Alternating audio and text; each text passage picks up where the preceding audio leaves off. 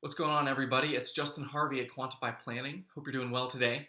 Wanted to shoot a quick video in order to help equip my physician friends to be able to select the appropriate financial advisor to meet their needs. And in order to do that, I want to tell a quick story to illustrate this principle. So, a few months back, I was traveling on business, flying down to Austin, Texas. And as I was boarding the plane, I took my seat between a young woman and an older gentleman. And we were sitting there, kind of making small talk pre-flight, and the lady asked the gentleman to my left, what do you do for a living? And he said, oh, I'm a university professor. And at this point, I turned to him, kind of tongue-in-cheek, and said, that's interesting. I, too, am a university professor. And so we started chatting. The lady puts in her earbuds. And so at this point, you know, in the eyes of this woman to my right, we're both university professors. And at first glance, we may have a similar, we may be in a similar academic strata.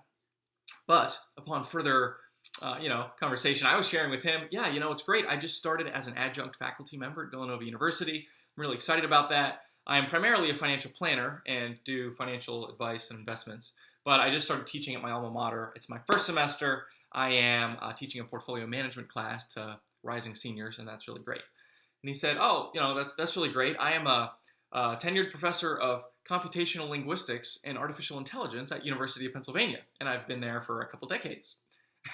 Now, obviously, you don't need to get any further than that to quickly discern that this gentleman is a real powerhouse in the academic world. And we proceeded to have amazing conversation for the next 4 hours. It was very interesting, and he was an incredibly brilliant man. But what I sort of realized upon further reflection was, in the eyes of this woman to my right, we're both university professors. And if she didn't investigate further, we may appear in some way to be in a similar strata.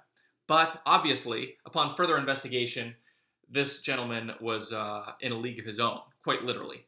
And so this applies quite nicely into the financial realm and with regards to financial advice, because anyone can call themselves a financial advisor. Literally, you can go online, you can take a course that is unproctored and have a designation that is from a governing body of questionable existence in some case. Some of them are defunct. And you can get some letters after your name, and you can hold yourself out as a financial advisor.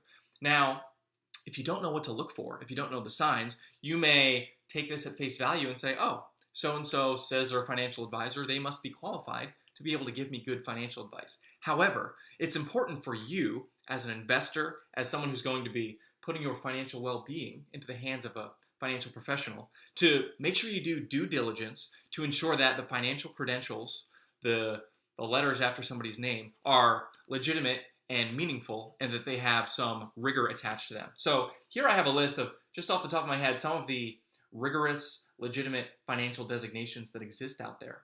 And these designations indicate a financial professional who's really serious about pursuing career growth and intellectual and academic development. There's ongoing education requirements, there's career requirements. Each of these has a governing body that can censure or revoke the designations on this list. And they are, in many ways, in a class of their own when compared to many other financial designations. So if you are hiring a financial advisor or someone who calls themselves a financial advisor, I'll put that in air quotes, make sure that you do some due diligence on their background and on their credentials to make sure that they're really qualified to give you advice.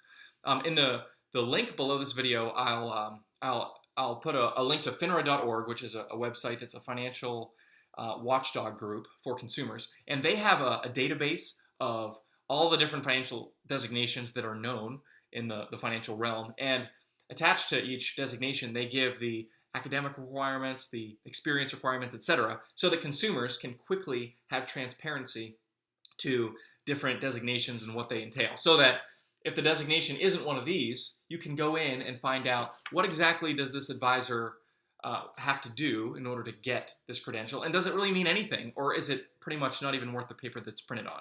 So remember, no one is going to advocate for your good and for your well-being more than you are. You need to, as a consumer, educate yourself, take advantage of the resources at your disposal to discern, is this financial advisor really qualified to give me good advice?